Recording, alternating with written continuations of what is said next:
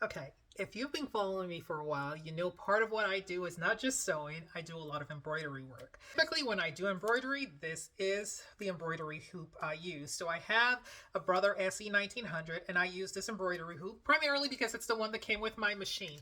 Now, I've had good success with this. However, I did discover last year when I was doing some additional embroidery for myself that sometimes this is not the best hoop to use. Why? Because if you have thicker fabrics, it's really hard to get this around. And as you can see, this screw area only goes so far. If you have something thicker, at some point it goes too far and you're not able to keep it together, which could potentially jeopardize your embroidery work. So I received this magnetic hoop and I am going to walk you through how to use it. This is great because not only does it keep everything in place, you don't have to worry about the bulk that you will typically get to deal with this kind of embroidery hoop. Now, if you're embroidering something lightweight, that's fine. This also works perfectly for it. But if you were embroidering something that's thicker, this is the better option.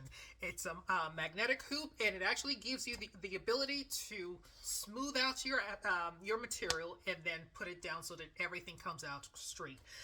This is the SA444MK, and I will show you how to use this. I'm actually going to be doing a bonnet, a satin line bonnet, but I want to walk you through how to use it with the magnetic hoop.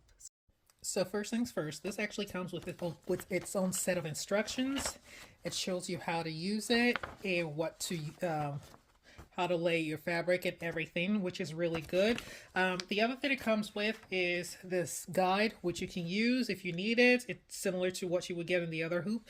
And then again, just to show you how thin this is just one. Typically a hoop is much thicker, but this is thin, which gives you a little more room and flexibility to work with.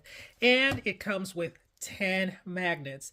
That's a lot because for the other round magnetic hoops that I've seen, they typically come with 4 or 6. This is 10, so you'll definitely be able to get everything done. So I'm going to show you how you hoop using the magnetic hoop.